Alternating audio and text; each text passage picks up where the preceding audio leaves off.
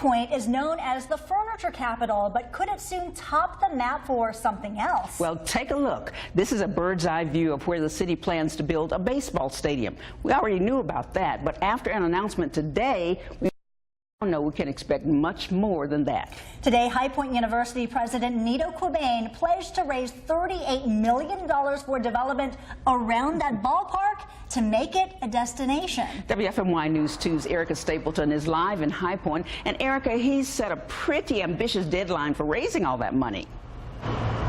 A very ambitious deadline. He's giving himself until September 15th to raise that money. And he's saying the reason he's doing it so quickly is so he can say, yeah, City of High Point, this is really happening. Check this out. This whole area behind me and over here is going to be completely revitalized. And Dr. Qubein plans to use the money to build a lot of stuff over here, like an event center, a children's museum, a park, cinema, and a playground. He also wants to use the funds for the stadium name and the team that will play there. He says he's not worried about competing with similar attractions in nearby Winston-Salem and Greensboro.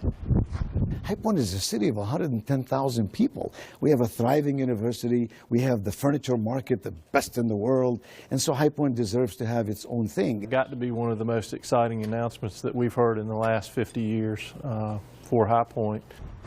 You're probably still thinking $38 million in 4 months? Well, yeah, right. Well, Dr. Qubein is more than confident they'll hit this one out of the park. He's noted he's already helped raise hundreds of millions of dollars to develop HPU. For this project, he expects the money to come from only a handful of donors and says HPU is going to be one of them. And when it gets done, it's all a gift to the city. It's all given back to the community. That $38 million is not going to be going toward the stadium itself. That is up to the city, and the city's also already secured $15 million to obtain this property around here, and then an additional $30 million to build that stadium. Now, what we can expect in terms of the stadium, in terms of paying that back, it's going to come from revenue that the stadium makes, and it's going to come from ticket sales and leasing agreements, things like that. All right, thank you.